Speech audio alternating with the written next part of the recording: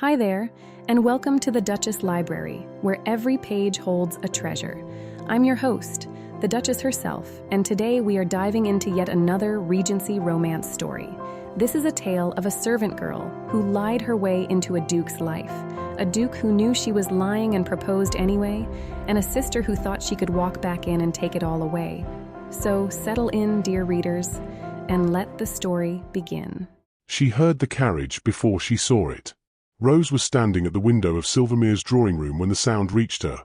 Wheels on gravel, the sharp crack of a coachman's whip, and something cold moved through her chest before her mind had even caught up with her body. Isaac looked up from the letter he'd been reading to catch the look on her face. He set the letter down gently and called her name. Rose. But she didn't answer. She was already watching the carriage door open. The woman who stepped out was wearing a navy traveling cloak, her auburn hair pinned up carelessly, a few strands pulled loose by the wind. She moved with the confidence of someone who had never once in her life been turned away from a door. The woman was the same height. She had the same hair, the same hands, and even the same face. Rose felt the room quake beneath her feet. 7 days. Prudence had said she had 7 days. It had been just 4. Eleanor Pemberton, the real Eleanor Pemberton, stood in the gravel drive of Silvermere and looked up at the house with eyes that were the exact same shade of hazel as the ones Rose saw in the mirror every morning. Then those eyes moved to the window and found Rose's face behind the glass. Neither of them moved. 2 women. 1 face. And between them, a marriage that was about to become the most expensive lie in England. Isaac stepped beside Rose at the window. His shoulder pressed against hers. She could feel the steadiness of him, the deliberate calm he wore like armor, and she understood with absolute clarity in that moment that she had 3 seconds before her entire world collapsed. "Is that her?" he asked quietly. Rose couldn't speak. All she could do was nod. Isaac's jaw tightened once. Then he set his hand against the small of her back, the warm, solid weight of his palm on her back like an anchor. "Then I guess we should go meet her," he said. "Together." And that one word, together, was the most terrifying and the most beautiful thing anyone had ever said to her. If this story already has your heart pounding, you are exactly where you're supposed to be. Hit that like button right now, subscribe so you don't miss a single part of this, and share this with someone who lives for a good forbidden romance. Because what you're about to see is about to get so much more complicated. Let's go back to where this chapter truly begins. 3 days earlier, the morning everything became real. The wedding dress had been hanging on the wardrobe door since midnight. But Rose hadn't put it there. A maid had done it, smoothing the skirts with the careful reverence one reserves for holy objects, and then slipped out without a word. That had been hours ago. Now the sky outside was turning from black to grey to the particular pale gold of a winter morning that does not intend to be warm, and Rose was sitting on the edge of the bed in her nightgown, staring. The dress was extraordinary. Ivory silk with a bodice of delicate lace, seed pearls along the hem, a train that would sweep the church floor with a sound like whispered secrets.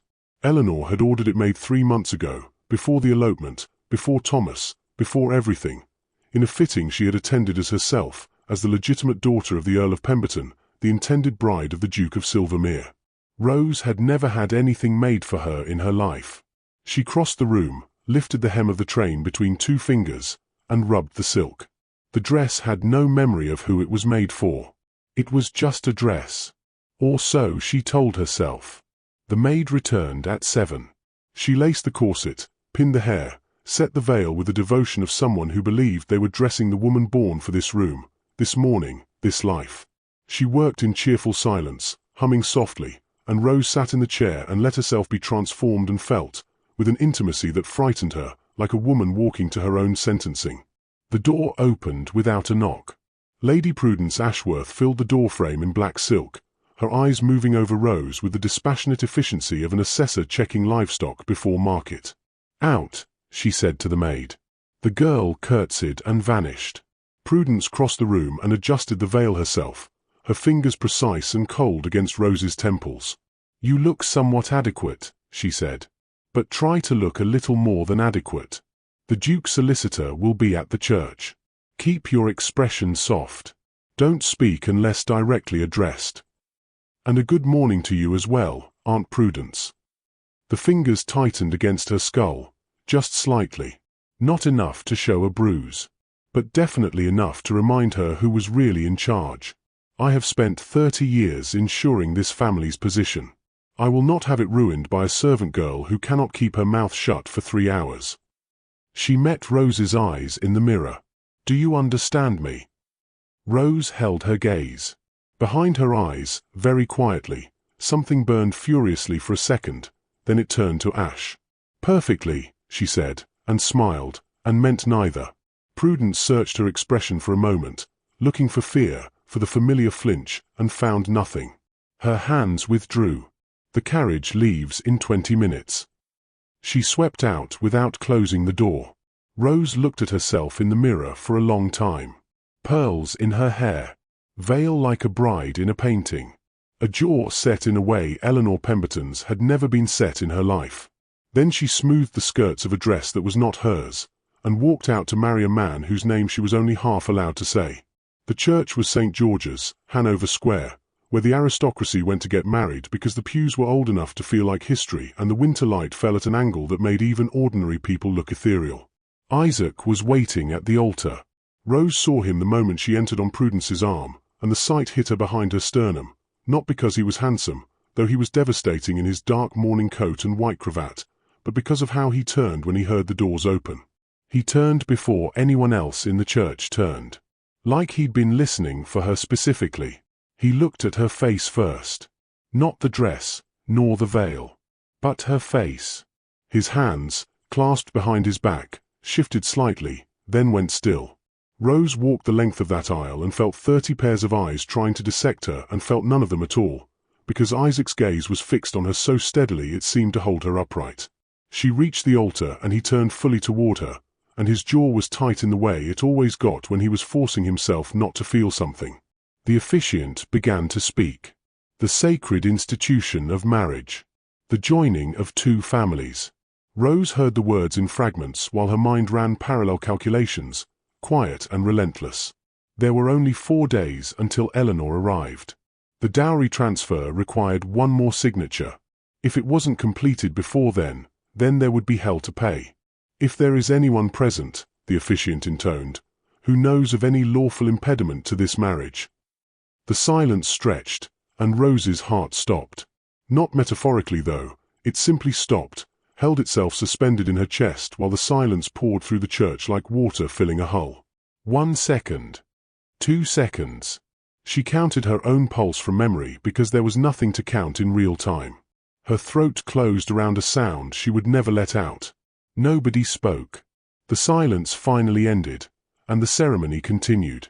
Rose's heart started again, rattling against her ribs like something that had been frightened badly and hadn't yet been convinced the danger was gone. Isaac's eyes found hers. He had seen her face during those 2 agonizing seconds of silence. He had seen exactly what was on it. And he did not look away. When the moment came, he took her hands. His grip was steady in the way of someone who has made a decision, not pressured into steadiness, or performing it. Isaac Edmund Sinclair, he said, in a voice low enough to be private and loud enough to fill the church. Take the row. He stopped. A fraction of a second. Barely a stutter. Thankfully, nobody else in the church registered it. But Rose felt it in the small hesitation of his breath, in the almost imperceptible tightening of his fingers around hers. He had almost said her real name. At the altar, in front of God and 30 members of the English aristocracy, Isaac Sinclair had almost called her Rose. He finished the vow, then slid the ring onto her finger, and the gold settled against her skin with a weight that felt permanent. You may kiss the bride, the officiant announced at the end of the ceremony. Isaac's hand came up to her face, thumb brushing her jaw, while tilting her chin. His eyes moved over her expression for one private moment, a question in them, and something far rougher than a mere question. Then he kissed her. Not the kitchen kiss, that first collision of need and pretense. This was slower, more deliberate, a kiss from a man who understood exactly what he was doing and had chosen it anyway. The tenderness in it was almost worse than passion, because tenderness meant he meant it, and Rose's whole careful architecture of its only business began to come apart at the seams. The church applauded. Yet she barely heard it. The wedding breakfast lasted 3 hours and instead felt like 3 years. Rose moved through it with the practiced fluency of someone who had studied this world for weeks, laughing at the right pitch, leaning into Isaac's arm at the correct moments, all while receiving congratulations from strangers with the warmth of someone who had always known them. She was extraordinary at being Eleanor. She knew it. And the horror of that knowledge sat in her chest like swallowed glass. An elderly countess with genuinely kind eyes pulled her aside near the dessert table, pressing Rose's hands in hers. "My dear, your father would have been so proud. I remember you as a child, 5 years old, always sneaking into the library. Your mother used to say." "She said I had more curiosity than was good for me," Rose completed, before the sentence could become a trap. The Countess lit up. "Exactly. Oh, she was right, wasn't she?" Rose smiled, and kept smiling, until the woman moved away to speak to someone else. Then she turned, and Isaac was there, appearing at her elbow with the silence of a man who had learned how to move through a room without announcing himself. "She's someone who knew Eleanor as a child," Rose said, before he could ask. He pressed a glass of champagne into her hand, their fingers grazing in the transfer. "And what happened?" Rose shrugged. "I navigated it." He looked at her for a moment in that particular way he had always. Something in between, a man watching a fire that fascinates and unsettles him in equal measure. "You're extraordinary at this," he said. But it didn't sound like a compliment. "Is that a problem?" "It unsettles me," he said quietly, scanning the room. "How completely you can become someone else. I find myself wondering which version of you I'm speaking to. The real one." Rose kept her voice low, her eyes on the middle distance, performing ease for anyone watching. "She's always been the one speaking to you. You just never knew her name." Something moved across his face that he didn't quite manage to contain. He opened his mouth. "Lady Prudence is watching us," he said instead. Rose turned slightly. Across the room, Prudence stood with a glass of champagne she wasn't drinking, her eyes fixed on both of them with an expression that was not satisfaction. It was the look of a woman calculating a loss she hadn't prepared for. Isaac's hand settled at the small of Rose's back, just fingertips, barely a touch. "Smile," he said. And then, lower, "and know that I am also watching her." It was such a small thing to say. A warning, or a promise, or maybe both. Rose felt it land somewhere beneath her ribs and stay there. She smiled at the room. The clock on the mantel ticked toward a day she couldn't stop coming, and the man at her back was warm and deliberate and everything she was about to lose.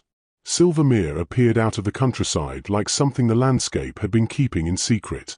It rose at the end of a long gravel drive flanked by bare winter oaks, all pale stone and dark windows, its wings extending in both directions as though the house had spent centuries growing without asking permission.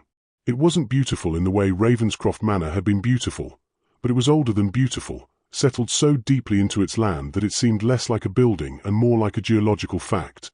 The staff lined the front steps. 30 people at least, more in the courtyard beyond, all of them watching the carriage slow with the open, careful warmth of people welcoming home the woman who would care for them. Rose stepped out and understood, for the first time in her bones, what she had agreed to. She had scrubbed floors in houses smaller than this one's east wing. She had emptied the chamber pots of women who attended parties in rooms like these. She had spent her entire life on the outside of doors exactly like this one. And now 30 pairs of eyes were looking at her, not through her, nor past her, but at her, with deference and warmth and the simple human dignity of people who believed she was worth looking at. Her throat tightened. She swallowed it hard. The housekeeper stepped forward, silver-haired, with a face that had been kind for so long it had set that way permanently. "Your Grace," she said, curtsying with the ease of someone for whom grace came naturally. "Welcome to Silvermere. We are very glad that you've come." "Thank you." The words came out quieter than Rose intended. "I'm very glad to be here." Mrs. Holt smiled at her as though she meant it, because she had no reason not to. And Rose felt the specific, cutting cruelty of being believed by someone who deserved to know the truth.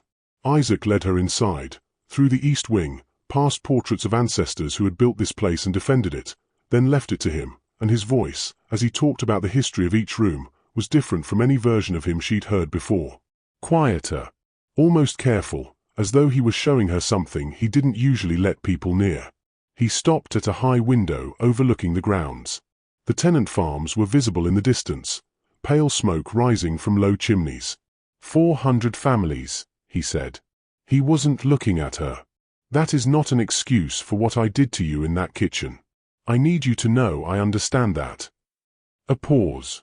I simply need you to also understand what was at stake.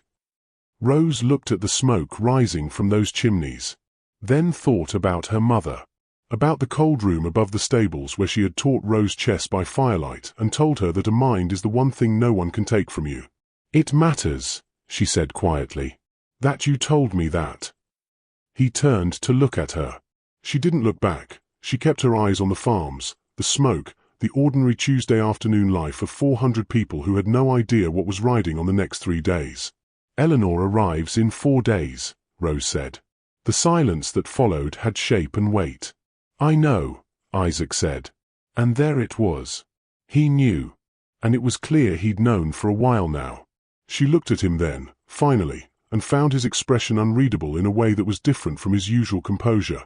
Not the mask of a man protecting himself, but the face of a man who was working through something he hadn't yet finished working through. We should dress for dinner, he said. He walked away down the corridor. Rose stood at the window and watched 400 chimneys breathe, and understood that somewhere in the last 3 days, the ledger of this story had become impossibly, irreversibly complicated. Because it wasn't just a contract anymore. And they both knew it. And neither of them had yet found the courage to say so out loud. The first night of their marriage, neither of them slept. Rose lay in the Duchess's chambers, a room so large her entire former life could have fit inside it twice, and stared at the canopy above the bed while the house settled into silence around her. The fire had burned down to coals. Somewhere in the east wing, a clock struck 2. She counted the chimes, then counted her breaths, then finally gave up on both. She was thinking about the letters. Eleanor's first letter, written from Scotland, about Thomas and the baby, was folded inside the lining of her travelling case. Eleanor's second letter, the one announcing her return, the one Prudence had weaponized, was tucked behind it. Rose had read them both so many times she could recite them in the dark, which she had been doing, quietly, for the last 2 hours. She was still turning the second letter over in her mind when her feet found the floor. Old habit was a strange thing. She didn't think about where she was going. Her body simply knew, when the walls close in, find the kitchen. Find something warm and plain. Find the place where no one expects you to be anyone. The kitchen was huge. Copper pots hung in rows above a central table scarred by decades of use. The fire in the great hearth had been banked for the night but still gave enough warmth to breathe. Rose found the bread on the second shelf, found the cheese wrapped in cloth beside it, and sat down at the foot of the servants' table. Not the mistress's end. Not the head of the house. The end she had always sat at. She pulled apart a piece of bread and ate it over her knuckles, the way her mother had taught her, the way that left no crumbs. You know, said a voice from the doorway, a duchess could ring for a tray. She hadn't startled this time. She'd heard him in the passage, that particular deliberate quiet of a man who had learned how not to make noise, and had made a decision, in the 2 seconds before he spoke, not to pretend she hadn't. Isaac stood in the doorway in his shirt sleeves, his cravat gone, his dark hair unruly in a way she had only seen a handful of times. He looked at the bread in her hands and at her position at the foot of the table, and something moved in his expression. Not pity, she would have stood up and walked out for pity, it was something softer.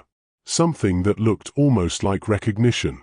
I agree, a duchess could, Rose agreed. But I'm not very good at ringing for things. He came in. He didn't take the head of the table. He took the chair across from her, pulled the bread toward him, then helped himself without being asked. They ate in silence, and it was the most natural thing that had happened to Rose in weeks. You couldn't sleep either, she said. It wasn't a question. Isaac shrugged, stuffing a piece of bread in his mouth. I haven't slept well since the kitchen at Ravenscroft. He said it plainly, without drama.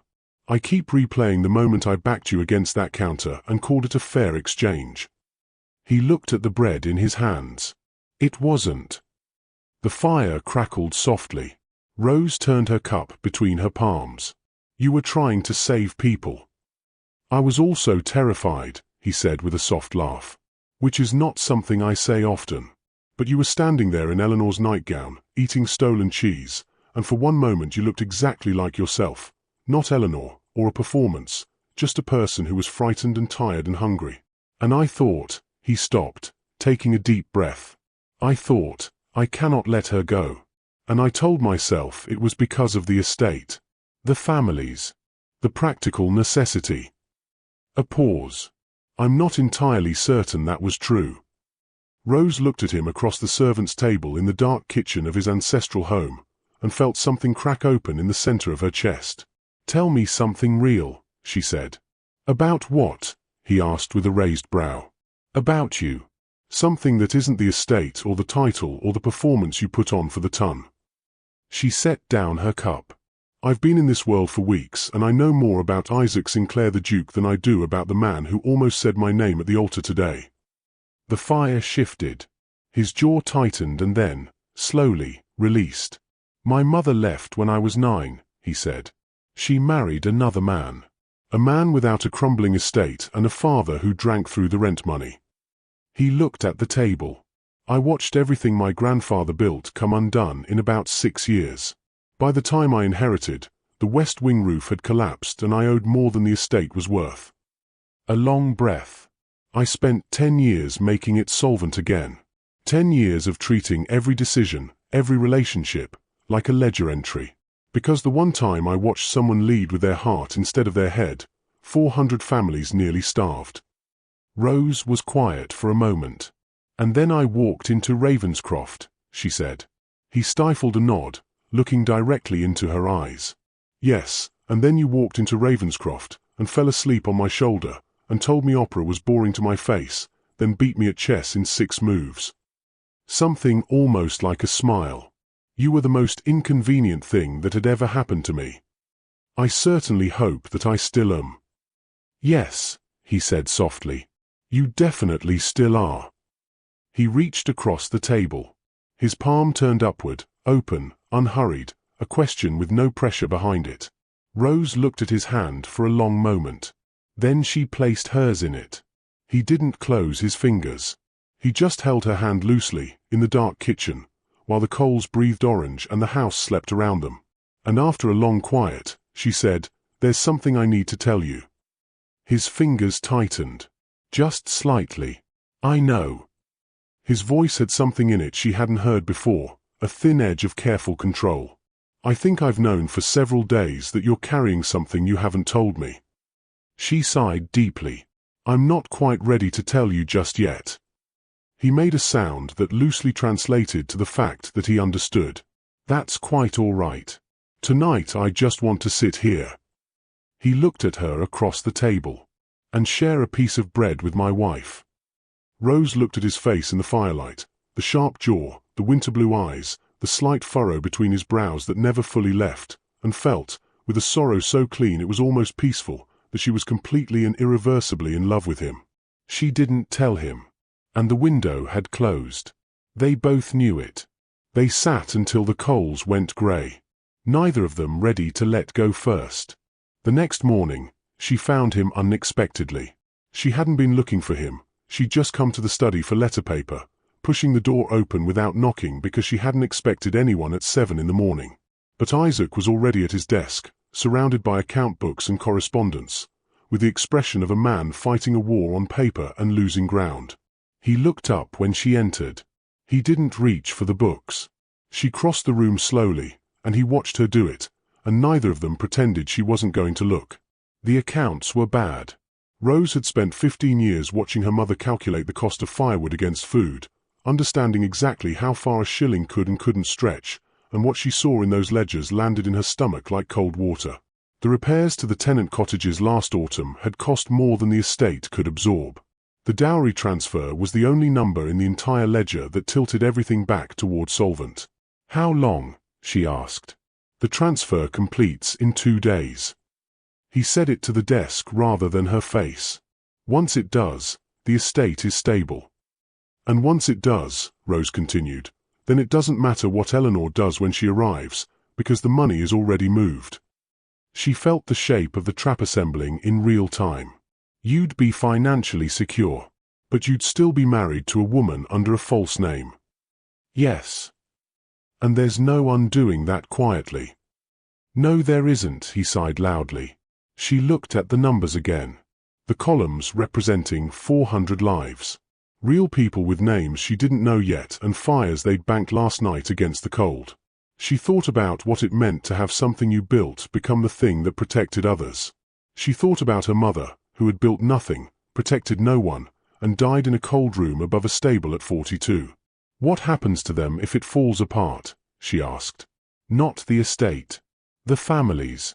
Isaac was quiet for a long moment. They'd survive. People do. But the Holt family has farmed that land for 4 generations. There's a woman in the East Village, lost her husband last winter, 5 children under 12. She has nowhere else to go. He looked up. I know these people, Rose. I know their names. So do I, she said, very quietly. That's what it felt like. To be them.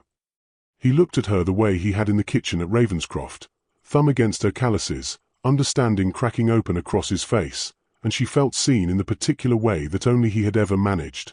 Not Eleanor seen. Not Lady Pemberton seen. But Rose seen. I'll have the transfer papers signed today, he said. It wasn't the answer to anything. It was just the next true thing. She picked up a sheet of letter paper and left without another word. She was 3 steps into the corridor when she heard him say, quietly, to the empty room behind her, I'm sorry. She wasn't certain what he was apologizing for, and she surely wasn't certain if it mattered. If you're completely gripped right now and need to know how this ends, does Rose finally tell Isaac the whole truth? Does Eleanor destroy everything they've quietly built? Hit that like button, subscribe, turn on notifications, and comment right now telling me whether you think Isaac will choose duty or Rose when the real Eleanor walks through that door. I genuinely need to know. Now let's keep going, because this next part is going to break your heart before it fixes it. She found the bench at the far end of the winter garden because she needed to be somewhere the house couldn't watch her. She'd taken both letters outside without deciding to, some stubborn pull toward honesty that her better judgment kept failing to overrule.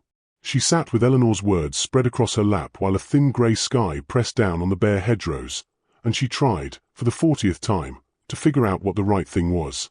She heard his footsteps on the gravel and didn't look up. Isaac sat beside her without asking. She felt the warmth of him in the cold air, that particular quality of his silence that meant he was paying attention to everything. She held out Eleanor's first letter. He took it. She watched his eyes move across the page. The pregnancy, Thomas, the fabricated charges, cannot return to England. She watched the exact second he understood she had been holding this for weeks. His expression did something controlled and brief, then went very still. He set it down. She held out the second letter. He took it without looking at her. Read it once. Then read it again. When did this arrive? He asked in a low voice. 4 days before the wedding. Rose kept her eyes on the garden. Prudence intercepted it. She used it to push me into writing you that letter asking to move the wedding forward. She said if I didn't, she'd tell you I'd been hiding Eleanor's correspondence. She said you'd hate me. She said I'd hang. So I wrote it. And so you wrote it, he repeated with a cold laugh. His voice was even in the way glass is even, smooth on the surface, a fracture running underneath. Yes. Silence. The garden held it. Somewhere in the hedgerow, a bird moved and was still. She arrives tomorrow, Rose said. Or the day after. I don't know exactly. I already know, Isaac said. She looked at him fast. What do you mean you already know? He was looking at the tenant farms, his jaw set in the way she'd learned to read. Not anger, something past anger, something that had burned through anger and come out the other side as a terrible calm. I received a letter from my solicitor 3 days ago. He'd been contacted by Eleanor's lawyers. The stone bench suddenly felt very cold beneath her. You've known for 3 days, she said, anger rising in her voice. And you've known for weeks. He retorted, turning to look at her, and his eyes were direct in a way that left nowhere to hide. "We've both been sitting on the same bomb. Both waiting for the other one to light it. Both pretending we hadn't noticed the fuse." Something between a laugh and a sob moved through her chest. She pressed it down hard. "So what do we do now?" she asked. He stood, moved to the edge of the path with his back to her, hands clasped behind him, the same posture as the altar, as the stable yard, as every moment when he was holding himself carefully together. "I had the transfer papers signed this morning," he said. "The dowry is legally moved as of 2 hours ago." He didn't turn around. "The estate is safe. Whatever happens when Eleanor arrives, whatever the legal outcome of this sham marriage, 400 families are not going to starve." A pause. "That part is done." Rose stared at the line of his shoulders. "Isaac, the marriage itself. I know what the marriage is." His voice cracked. "Just slightly. I know what it was when we made the agreement, and I know what it has become, and I know they are not the same thing." He turned around, crossing back toward her, then stopping close enough that she had to look up to see his face. "I need you to hear me say that before Eleanor arrives and everything becomes chaos. Because once she is in this house, I may not be able to." He stopped himself. His jaw worked. His eyes were on her face with an intensity that made her feel like the only thing in the garden.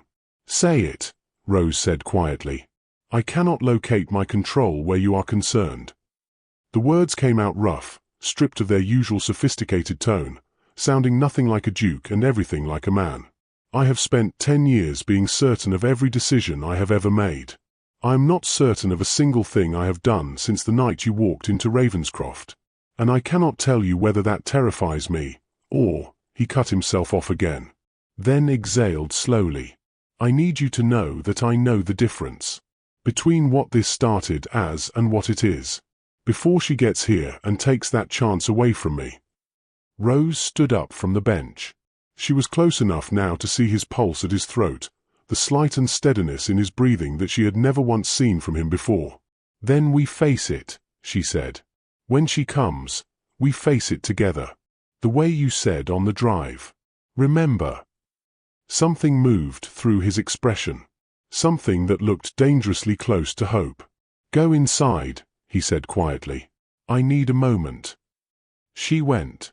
3 steps down the gravel path, she heard him say her name behind her, low, private, rough at the edges, and she felt it land in the space between her shoulder blades and travel downward like warmth. She kept walking, because if she turned around she would tell him the one thing still unsaid, the thing that sat in her chest like an ember that refused to go cold, and the truth needed witnesses before it needed declarations. It needed to survive Eleanor first. She went upstairs. She sat in the chair by the window that overlooked the long gravel drive. And she waited. The next morning she was still in that chair, stiff and sleepless, when the sound came drifting up through the glass. Wheels on gravel. The crack of a coachman's whip. She stood up slowly. Her hands were completely steady. She was done being afraid. She was done being a lot of things. Rose walked out of the room, down the corridor, to the top of the great staircase. Isaac was already there, standing at the base of the stairs, looking up at her. He had been waiting for her. Not for the carriage, not for Eleanor. For her. He held out his hand. Rose came down the stairs and took it. And together, they walked to the door. The butler opened it.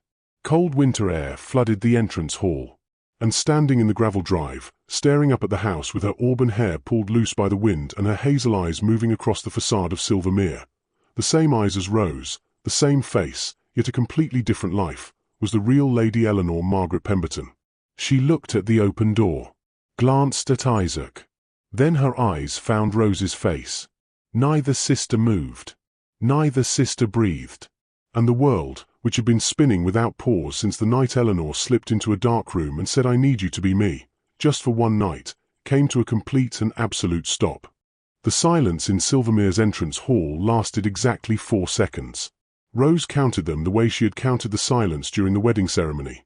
From the inside, where time moved differently and every heartbeat was a full minute and the air tasted like the moment before a verdict is read. Eleanor stood in the open doorway with winter light at her back, looking at her sister's face on another woman's body, standing in a house that was supposed to have been hers, holding the hand of a man she had never met and whose life she had upended before she ever set eyes on him. Nobody spoke. Then Isaac said, with the extraordinary calm of a man who had been preparing for this for 3 days, "Lady Eleanor, please come in. You've had a long journey." Eleanor blinked.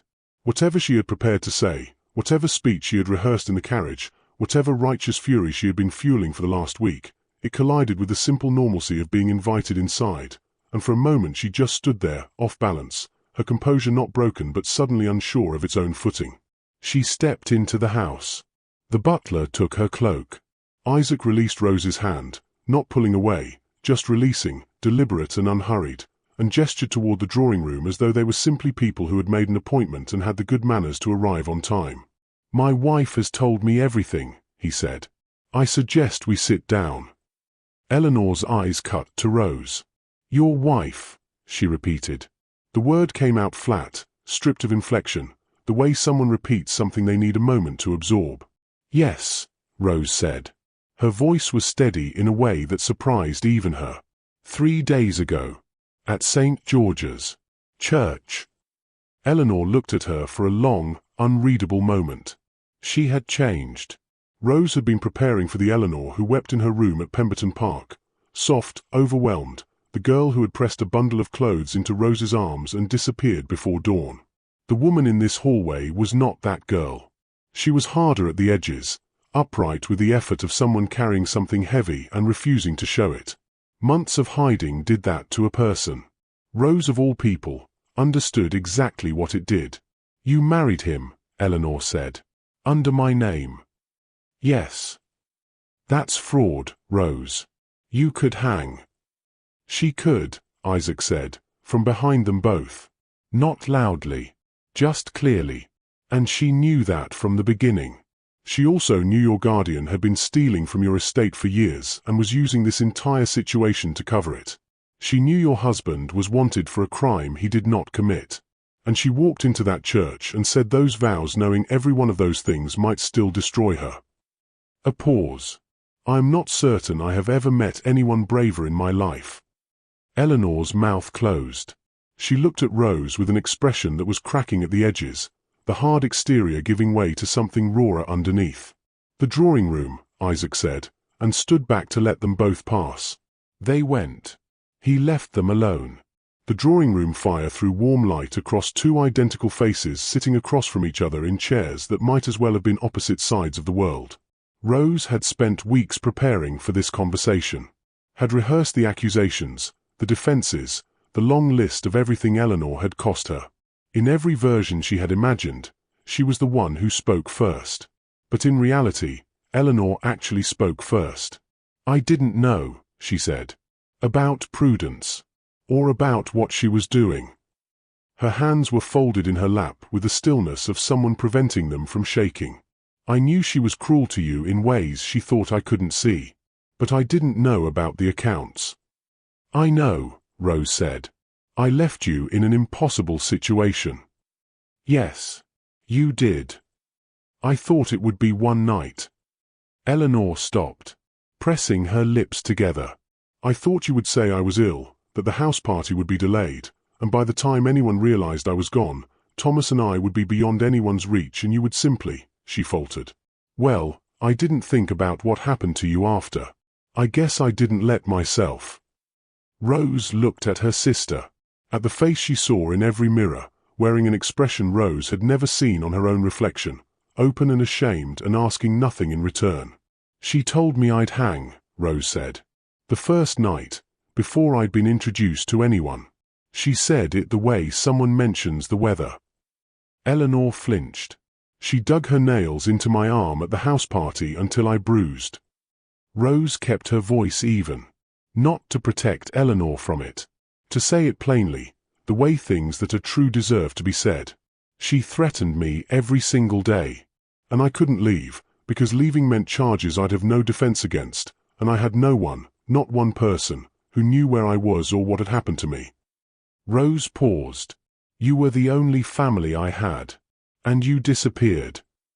The fire cracked. Eleanor's composure broke. Not dramatically, no performance in it, no bid for sympathy. She simply pressed her hand over her mouth, and her eyes went bright, and she sat very still while the weight of what she had done landed on her properly at last. "I know," she said, muffled. "I know, and I'm so sorry, Rose. I have been ashamed every single day. I wrote letters I didn't send because I couldn't find words adequate enough, and the longer I waited the worse it got and the less anything sounded right." She lowered her hand. Her voice was rough. "Can you please tell me about Thomas? And the charges against him?" Rose looked at her sister for a long moment. "Prudence fabricated the charges," Rose said. "Isaac believes that. He's been working on it quietly for the past 2 days.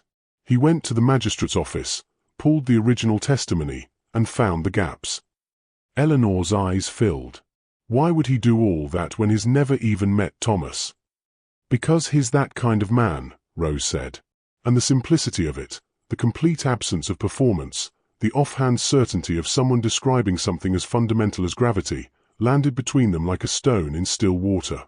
Eleanor looked at her. At the set of her jaw and the steadiness of her hands and the particular way she talked about Isaac Sinclair, not with a lady's careful admiration, not with calculated devotion for an audience. With the quiet certainty of someone who has stopped pretending she doesn't know what she knows. "You love him," Eleanor said softly. But Rose didn't answer. She didn't have to. Eleanor looked at the fire for a long moment. When she turned back, something had shifted, the last of the hardness gone, replaced by something quieter and more costly. "Then we need to talk about Prudence," she said. "Because I spent last night going through every letter she ever sent me. And Rose," her voice dropped, "I think it goes back much further than either of us knew." Lady Prudence Ashworth arrived at Silvermere at 6 in the evening, summoned by a note written in Eleanor's handwriting inviting her to dinner. She came in her best gown. She came expecting chaos, a disgraced niece, a furious duke, a fraud about to be dragged before the law. She came ready to manage it. She had been managing things for 30 years. She walked into the library instead. Isaac sat behind the desk. Rose stood at the window. Eleanor sat in the chair nearest the door, which meant Prudence saw her last, turned, found those familiar eyes watching her with an expression she had never once seen on Eleanor's face in 30 years of guardianship. Calm. Completely, unshakably calm. The accounts were open on the desk. Isaac's solicitor stood to one side. A magistrate stood to the other. Prudence's gaze moved across the room the way a person's gaze moves when they are calculating exits. There were none. "Aunt Prudence," Eleanor said. "Please, take a seat." Prudence didn't move. Her eyes landed on the correspondence stacked on the desk, her own handwriting, 30 letters, every redirection and falsification laid out in the neat rows of a solicitor who had spent 2 days building a case. Her face did something Rose had never seen it do before. It went uncertain. 11 years, Isaac said calmly. He didn't raise his voice. He never needed to. That's how far back it goes. My solicitor found the first diversion in the Pemberton accounts 11 years ago. A small amount. Easily missed. He folded his hands on the desk. They stopped being small amounts rather quickly. "You've been stealing from me since I was 17 years old," Eleanor said. Still seated, and calm. She wasn't asking, but stating it the way you state something you have had a full night to absorb. "Since before my father died. You were stealing from his estate, then from mine, and when I was about to marry a man wealthy enough to discover it, you engineered a situation where his scrutiny would fall on a fraud rather than on your own accounts." Prudence's jaw tightened. "That is a serious accusation. It is a documented fact." Eleanor gestured at the desk. "Those are your letters. Your handwriting. Your instructions directing funds into your personal accounts. And you fabricated evidence against Thomas, a man whose only crime was loving me, because a man who loved me was a threat to your control." Her voice finally frayed, just slightly. "He has been a fugitive for months. All because of you." Prudence looked at Rose. An involuntary movement, the reflex of a woman who had controlled Rose through fear for weeks, reaching for that well-won final time. Rose met her eyes. She didn't speak. She simply stood at the window of the house that was hers, in the life she had built from the ruins of every cage Prudence had constructed, and she looked back steadily and waited. Something went out of Prudence's face. Not remorse. Rose didn't think Prudence was built for remorse that went all the way down. But the fight went out. The calculation, the assessment of angles and exits, all of it simply left, like a fire that has run out of fuel. She sat down in the nearest chair without being asked. The magistrate moved forward. The house was very quiet after Prudence was gone. Eleanor stood in the entrance hall with her travelling cloak back around her shoulders and her hands folded in front of her, looking like someone who had just put down a weight they had been carrying so long they'd forgotten what their arms felt like without it. "The charges against Thomas," she said to Isaac. "How certain are you?" "Certain enough that I've already filed the petition." He said it simply. No flourish. "I expect a response within the week. He should be able to return within the month." Eleanor's composure cracked completely. Just 1 second. 1 second where she pressed her fingers over her eyes and breathed through her nose, and then she rebuilt it from the inside out, carefully, the way a person does when they still have things left to do. "Thank you," she said. Her voice was rough. "I don't have words." "A statement," Isaac said. "That's all I ask. Witnessed, recorded, that your sister acted under duress and coercion, that the fraud was never her design." He paused. "It won't erase the scandal, but it changes the legal picture considerably." Eleanor looked at Rose. Rose looked back. "I'll write it tonight," Eleanor said. "Everything. As much detail as you need." She reached out and took Rose's hand. Rose let her. They stood like that for a moment, two women with the same face and a gap between them that would take years to properly heal and the tentative, costly, necessary beginning of something neither of them had a word for yet. "I'll come back," Eleanor said. "In a few weeks. After Thomas is home." A small pause. "If you'll have me." Rose looked at her sister, thought about all the doors in her life that had been closed before she could reach them, thought about what it meant to open one yourself. "Come on a Tuesday," Rose said. "We'll have dinner." It wasn't forgiveness. Not entirely. Not yet. But it was a door, left open. And sometimes that is where everything begins. 3 weeks later, in the small stone chapel at the edge of the Silvermere grounds, in a ceremony attended by no one except Eleanor and the solicitor and old Mrs. Holt, who had asked quietly if she might and been told yes, in that chapel, with winter light on the stone floor and nothing to perform and no one to perform it for, Rose became Rosalind Sinclair. Not Eleanor Pemberton. Not Lady anything. Rosalind. Her own name, in her own voice, spoken clearly into the cold chapel air. She wore something she had chosen herself, dark blue, simple, none of Eleanor's borrowed jewels, and she looked more like herself than she had in months. When she walked in and saw Isaac at the front of the chapel, not armored, not composed, just him, slightly unsteady in the way she had only ever seen in firelit kitchens at 2 in the morning, she felt something settle in her chest that had been suspended since the night she climbed into a carriage in a dress that wasn't hers. The officiant spoke. The vows came. When he asked for her name, she said it without hesitation. Rosalind. Isaac's hands, holding hers, tightened. When his turn came, his voice held steady through the vows and steady through the ring and steady all the way until the final moment, when he said her name at the very end. It broke. Not loudly. Just one fractured breath before he recovered. Just that, one small, unguarded fault line in the composure of a man who had been gripping himself together since he was 9 years old and his mother walked out of a door and didn't come back.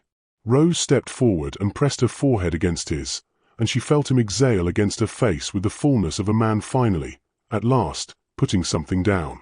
Rosalind, he said quietly. Against her temple. The way you say a word when you have been waiting a long time to say it in the right place. Isaac, she said back. And meant it the way you mean the things you have chosen. In the back pew, Mrs. Holt wept without embarrassment. A month later, on a Tuesday morning, Rose came downstairs to find Isaac in the breakfast room. He had pushed the newspapers aside. The chessboard was set up in the center of the table. His coffee sat untouched beside it. He was waiting. He had taken black. He was letting her go first. Rose stopped in the doorway. She looked at the board. She looked at him, at the slight curl at the corner of his mouth that she had spent weeks learning to read, the one he couldn't quite suppress when he was trying not to smile. She sat down across from him. She studied the board the way her mother had taught her, slowly, patiently, like a woman who has all the time in the world because for once, she finally does. She moved her pawn. He looked up from the board and smiled. The real one. The unguarded one that creased the corners of his eyes and made him look like someone who had, against all reasonable probability, turned out to be all right. Rose thought, this is what it feels like. Not the grand ballroom announcement, not the performance for the ton, not the moment the ring settled on her finger in a church full of strangers. Not even the chapel, beautiful as it was. This. A chessboard and cold coffee and a man who had taken black on purpose because he understood, in the bone-deep way of someone who had been paying close attention for a very long time, that she had spent her entire life needing to go first. Outside the window, the tenant farms breathed quietly in the morning. 400 fires. 400 families who would never know her real name or her real story or how close the whole thing had come to ruin. Inside, the fire was warm and the coffee was going cold and the man across the table was watching her with eyes the color of winter sky that were not cold at all. Rose moved her knight. The game began. And the world, for the first time in her life, felt like a place she was allowed to take up space in. If this story moved you, if you were here from the midnight kitchen at Ravenscroft all the way to this breakfast table and this chessboard, leave a comment right now telling me your single favorite moment from this whole journey. Was it the waltz where he whispered her real name? The kitchen where neither of them let go first? The chapel where his voice broke on Rosalind? Or this, the chessboard, the black pieces, the going first? Share this with someone who needs a story that earns its ending. Subscribe and turn on notifications because the next one is already coming. And if you've been watching without liking, you know what to do. Thank you for staying until the very last move.